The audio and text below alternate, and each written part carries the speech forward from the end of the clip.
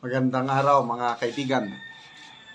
Pag-usapan natin itong pinaka-latest post ni Senator Amy Marcos tungkol sa pangatlong Senate hearing sa pagka-aresto, pag-kidnap kay PRRD. So ito ang kanyang pahayag. Be true now, please. Magpakatotoo na kayo. Please lang. Mabuti at nagdalawang isip ang administrasyon. Pero sana hudyat na ang kanilang anunsyo ng pagnanais ibunyag ang katotohanan na sa wakas maliwanagan ang sambayanan patungkol sa totoong mga pangyayari. Binibigyan natin sila ng ikatlong pagkakataong magpaliwanag sa Abril 10. Huwag naman sanang mauwi sa pagkukubli o pakitang tao lamang. Magpakatotoo na, please lang. Senator Amy Marcos, April 7, 2025. So, lumalabas ngayon, medyo panalo si Senator Amy dahil bumigay na ang administrasyon, mag-a-attend na ang mga inimbitahang cabinet officials and other, mamaya, pangalan natin sino-sino yung mag-attend. Sigurado, mag-attend si General Torre. Huwag kayong mag-alala. Okay, so, zero attendance. Dinedma ang kanyang second hearing. Nung nagpaperma na siya ng subpoena, ayun, medyo na alarma na itong palasyo, kaya pumayag. Mag-a-attend na yung mga iba. Hindi pa naman lahat. Okay. So magbasa tayo ng mga comments ha. Mamaya, sasabihin ko sino yung mga sure na mag-attend. Okay, sabi ni June Di Guzman, bagay kayo ni Digong, Madam, vibes to the max. Glenn Oket Allen, ikaw pa rin number 1 senator ko. Tess Saman, mas importante siguro pagtuunan ng panahon ay ang kaso ni Sara. Payuhan na siya na not guilty siya sa kinurakot. Sunday Siren dyan, nakaka-disappoint po kayo. Bakit naman?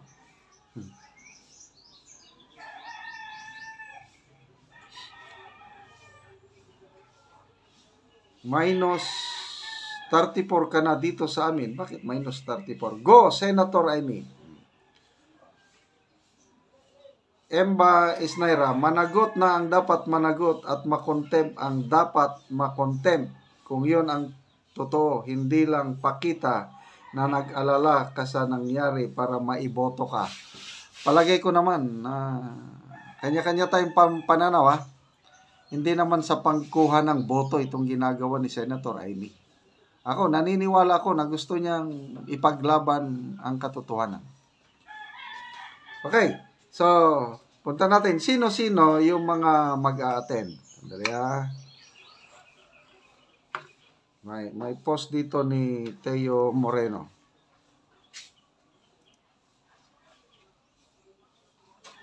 Ito.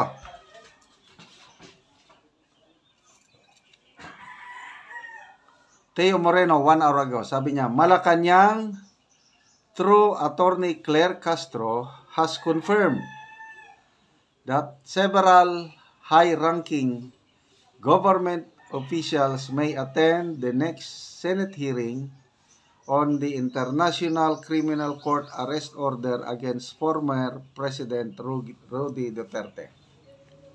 According to Palace Press Officer Yusek Claire Castro, among those expected to join are, ito na mag-attend. Excuse me. Justice Secretary Jesus Crispin Rimulya, Prosecutor General Richard Anthony Fadulion. So, dalawa na. Chief State Counsel Dennis Arvin Chan. 3. DFA Secretary Enrique Manalo. 4. PNP Chief Romel Marbil. 5. CIDG Chief Nicolas Torre. 6.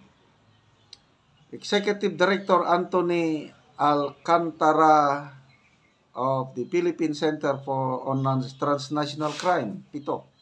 And Department of Migrant Workers Secretary Hans Kakdak. So, 8 yung pinangalanan, kinumpirma ni Jose Claire Castro na mag-a-attend sa next Senate hearings April 10. Okay.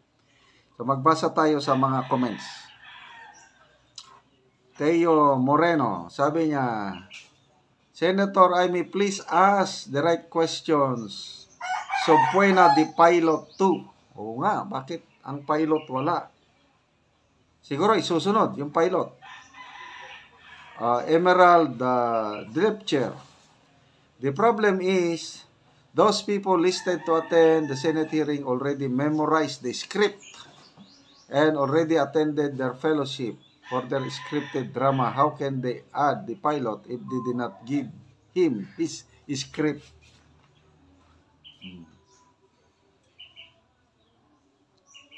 So, pilot ang inaano. Anasia Momina, sabi, group study before thesis defense.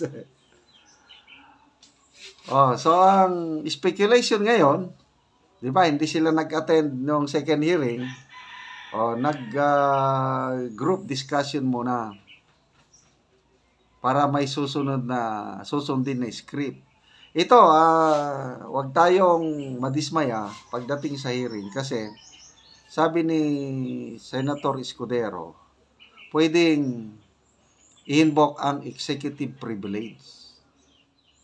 So, kung may tanong na alanganin sila, sabi, executive privilege, hindi namin sasagutin yan.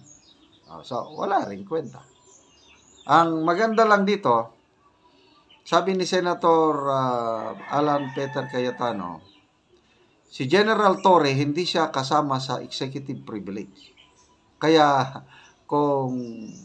kasi ang pinakasentro lahat, yung pag-aresto, kung legal ba o illegal, hindi ma-invoke ni General Torre ang executive privilege dahil hindi naman daw siya cabinet official. Sabi ni Senator Cayetano. So, abangan po natin April 10, pangatlong hearing. Okay, mga kaibigan, salamat sa inyong pagsubaybay sa ating channel. Nakakatulong kayo ng malaki sa Tribong Talandig. Ang income sa channel nito is tinutulong natin sa tribo. Namimigay tayo ng yero at pako para ma-repair ang mga sira-sirang bahay ng Talandig na tribo. Panoorin nyo ang video na ito.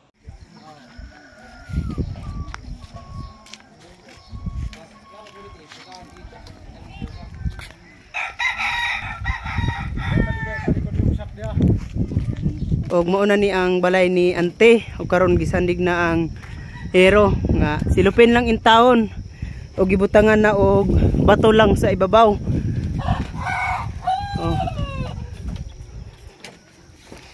Mauna ni ang atop ni ante nga silupin. Apan hapit na ni magisi kay ang bato, nagkuan naman ang bato. Sumurag mahulog na. Kay magisi naman ang silupin, nag-crack naman. Mauna ni ang atop. Ug ang ngero pod niya gisklastipan na lang. Gisklastipan. Mauna ni kagagmayon sa ilang balay. Nga bulsot-bulsot na gani.